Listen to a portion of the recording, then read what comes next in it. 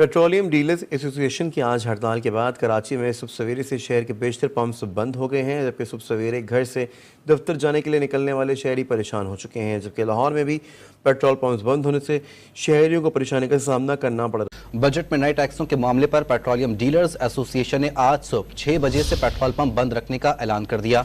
सूरत हाल पर हुकूमती कमेटी का इजलास बगैर किसी नतीजे के खत्म हो गया। यह फरमाइएगा कि आज जो अनाउंसमेंट हुई 3 रुपये 95 पैसे से लेकर 7 रुपये 12 पैसे फी यूनिट तक 9% तक बिजली के यूनिट्स में इजाफा है। तो एक तो ज़रा नाजरीन की सहूलत की बताइएगा, आपके ख्याल में इसकी ज़रूरत क्यों पड़ी? जी, तो मलिक अहमद साहब, ये आज भी हम देख रहे हैं कि कोई 7-8 रुपये फ़ी यूनिट में बढ़ा दिए गए, बिजली महंगी कर दी गई है। और हम जब अपोजिशन जमातों का रोल देखते हैं, अभी हुकूमत के अंदर से तो देखें, फिर भी बजट पर इस वक्त हम देख रहे हैं तहफ़्फ़ुज़ात का भी इज़हार किया जा रहा है।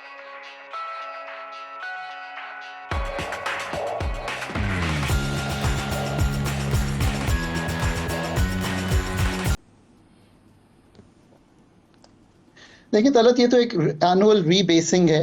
पाकिस्तान की एनुअल रीबेसिंग ड्यू थी, वो जून में एक नेपरा का नया टैरिफ आता है, हम ये पास कर देते हैं। इसके अलावा 2 और टैरिफ इंक्रीजेस हैं जो हमारी क्वार्टरली पास होती है, और एक हमारा FPA है। सो ये हमें करना पड़ती है। अगर आप इसको ठीक करना चाहते हैं तो जो कलीदी फैसले हैं एनर्जी सेक्टर के, वो अगर हम करेंगे, मतलब पाकिस्तान एक पिक्यूलियर केस है जहाँ पे 29,000 मेगावाट समर और 12,000 मेगावाट दिसंबर की डिमांड है। अगर आप इसको जाकर आज तक एड्रेस नहीं कर पाए तो ऐसा ही होगा। आपकी इस वक्त पर यूनिट कॉस्ट बढ़ी हुई इसलिए भी है क्योंकि आपके पास of course production capacity 40-45,000 megawatt की है।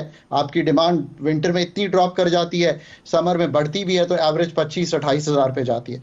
सो पाकिस्तान आज तक कलीदी फैसले, और अब तो बहुत से कलीदी फैसले होने वाले हैं, कहाँ आपने गैस देनी है, कहाँ आपने जो इस वक्त 26% वो लोग हैं जिनको आप गैस दे रहे हैं, उनसे अगर शिफ्ट कर दें आप यही gas into efficient power plants. फिर अभी तक टैरिफ तलत आप ऐसा चला रहे हैं कि हम जब सप्लाई शॉर्टफॉल थी तो ये टैरिफ रखा करते थे, अब भी वही चला रहे हैं। स्टेट का रोल हम लिमिट नहीं कर पाए, बल्कि अब भी जो नए कोल पावर प्लांट्स लगे हैं मुल्क में, वो भी पंजाब ने और फेडरल ने मिलकर लगाया है।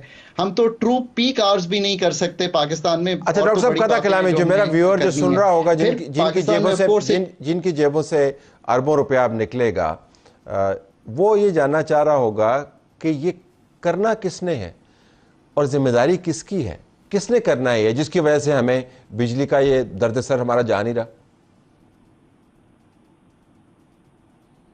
देखिए, जब ये रिफॉर्म्स शुरू हुए थे ना, तो एक चीज डिसाइड हुई थी कि ऑपरेशंस प्राइवेट सेक्टर के पास होंगे, तभी ये डिस्कोस बने और वापडा को तोड़ा गया। आज तक आप प्राइवेटाइज नहीं कर पाए, पिछले 3 दिहाई की हुकूमतें ये नहीं कर पाई। अगर मुझे सही याद है तो आईएसको और लेस्को जो हैं, ये तो, और फेस्को भी, ये तो 20-25 साल से प्राइवेटाइजेशन की लिस्ट पर हैं। So all the successive governments and have not been able to do this. So there is one. NEPRA OGRA का एक एनर्जी रेगुलेटर होना चाहिए। मतलब मैं ऑस्ट्रेलिया में काम करता रहा हूं, there is one Australian energy regulator. हम आप आज भी 2 रेगुलेटर रखे हुए हैं। एनर्जी मिनिस्ट्री नहीं बना पाते, again 3 ministries, water and power, petroleum, gas and तीसरी हमारी पावर की, हम वो नहीं बना पाते। फिर अब तो ऑब्वियसली मसाइल बड़े डीपर हैं, फाइनेंस को भी इन्वॉल्व होना पड़ेगा। अगर आपने चाइनीज IPP से, जो मैं समझता हूं कि अभी भी I think 17 Chinese funded projects हैं 11,000 मेगावाट के, आपको उनसे जाके गुफ्तगू करनी चाहिए कि आप इसको कैसे करना चाहते हैं। देखिए ना, 3 क्लियर बातें हैं। ऑपरेशंस प्राइवेट सेक्टर के पास, डिस्कोस को बेचना है, जेनकोस को बेचना है।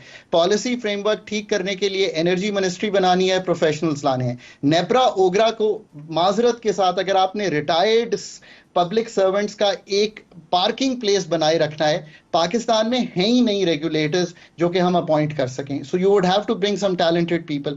अब ये सब काम अथॉरिटीज ने करने हैं, पॉलिटिकल लीडरशिप्स ने करने हैं, ब्यूरोक्रेसी ने भी ये डिसाइड करना है कि this is the way forward on Pakistan. But I think these hard decisions have been hard to come by. और मैं थोड़ा सा IMF को भी ब्लेम करता हूं, बाकी भी मल्टीलैटरल्स को, जो बड़े डीपली इन्वॉल्व रहे हैं। तनकीद भी हो रही है, अपोजिशन इस सारे मामले में कहीं लैकिंग का शिकार है, कहीं गायब हमें पाकिस्तान तरीके इंसाफ नज़र आ रही है। आप लोगों की जो पूरी तवज्जो है वो ज़्यादातर अपने केसेस पर है, अपने बानी को छुड़वाने पर है। ये जो बजट में आवाम के साथ को क्या कुछ हो गया है, ये इसको आपने देखा? कोई शेडो बजट आप लोग लेकर आए, कोई इस पर पेशरफ्त हो रही है आपकी पार्टी में? बिस्मिल्लाहिर्रहमानिर्रहीम जी, मैं थोड़ा सा आपको याद करूँगा कि जिस तरह ये बजट मरकज़ में और पंजाब में पेश हुआ है ना जी, क्योंकि एक ही जमात की हुकूमत है दोनों जगह पे, मरकज़ में भी और पंजाब में भी। तो मैं ये समझता हूँ कि ये इनका एक तसलसल था कि एक मुख्तलिफ वो उसको जो शोबे होते हैं उनको इन्होंने टारगेट किया, और इस दफ़ा इन्होंने टारगेट किया सैलरीज को, कि जो हमारे सैलरीज वाले भाई हैं, जो हमारे तनख्वाहदार तबका है, आप खुद देखें कि 1 करोड़ रुपए पे जिसकी आमदन है सैलरीज में, तो 45% उसका टैक्सेस में चला जाएगा। जो अब ये बात कि हमारा क्या किरदार, हमने तो हर मौके पे गंदम की प्रोक्योरमेंट से लेके बजट तक इनको ये कहा है कि आपका ये सारा जो सिस्टम है, आपका जो बजट आप दे रहे हैं, आपके पास मेजॉरिटी है दोनों जगह पे, बेशक वो फॉर्म 47 की हो, लेकिन आप ये अवाम के साथ एक जुल्म करने जा रहे हैं। देखिए बात ये है कि ये एक शोबे का गला काट के और दूसरे शोबे को अगर आप फैसिलिटेट करेंगे तो ये रियासत का और हुकूमतों का काम नहीं है। ये सब्सिडाइज करती हैं अपनी प्लानिंग के जरिए, इनके पास प्लानिंग तो है नहीं। इन्होंने पहले किसान का गला काटा और 4 रुपए रोटी की। अब हालात ये है कि आटा भी महंगा हो चुका है और किसान पहले पिट गया है, और वहाँ पे जो गंदम है वो इस वक्त मिडलमैन के पास है। तो असल में बात ये है जी कि हम तो उसमें भरपूर किरदार अदा कर रहे हैं, लेकिन इनकी 35 साल की जो गवर्नमेंट है पीछे, जिनकी तारीख आ रही है, आप इनको ये रिलीफ तो नहीं दे सकते कि ये नए लोग हैं। इनकी वही टीम है जो कि 85 से लेके आज दिन तक ये वक्तन फक्तन गवर्नमेंट में मुस्लिम लीग नून रही है। तो इनका हाल तो आप देख रहे हैं। रहेगी बात हमारे साथ इनका लेकिन मलिक साहब, ये बीच में जो इनका एक ब्रेक आया, जब पंजाब में भी और मरकज़ में भी आपकी हुकूमत आई, तो 2017-18 तक के आप सारे माशी अशारिये देख लें, और उसके बाद आप ज़रा देख लें वो जो टैक्सेस की शरह है वो भी आपके दौर में बढ़ना शुरू हुई, बिजली भी उस वक्त ज़्यादा तेज़ी से महंगी होना शुरू हुई, जो महंगाई की शरह थी वो भी उस वक्त बहुत तेज़ी के साथ गई, कोई 30% को उसने क्रॉस किया। तो ये सारे इंडिकेटर जो पॉजिटिव से नेगेटिविटी की तरफ गए, वो उसमें आपके भी दौर का बड़ा अमल दखल था। मैं यही अर्ज करता हूँ आपको, देखिए जिस वक्त 9 अप्रैल में रजीम चेंज हुई, उस वक्त महंगाई की शरह थी ऑलमोस्ट 12%, जो अब आ गई है तकरीबन 24-34 से पीछे हटी है। पहली बात। दूसरी बात, देखिए बात यह है कि एक साल हमारे 3.5 साल है और ये उसी को ही कंपैरिजन करते हैं।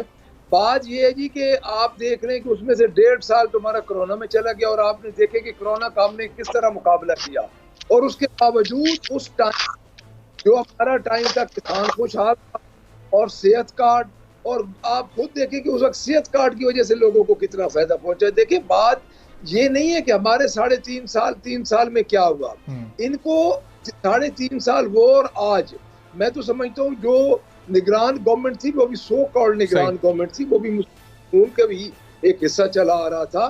तो मैं ये समझता हूँ बस प्लानिंग नहीं थी। इन्होंने इलेक्शन झूठे वादे किए और उनको पता था कि ये क्या होने वाला है। तो आज आप खुद देख लें कि क्या हाल हो रहा है, और आगे एक बड़ा बहरान आ रहा है गंदम का। आज आप अगर मार्केट में जाएं, देखिए सबसे बड़ी बदकिस्मती क्या है, सबसे बड़ी बदकिस्मती ये है कि इन्होंने फौरन बजट के बाद इन्होंने बढ़ा दिया अपना डीजल पेट्रोल, और इन्होंने बिजली बढ़ा दी।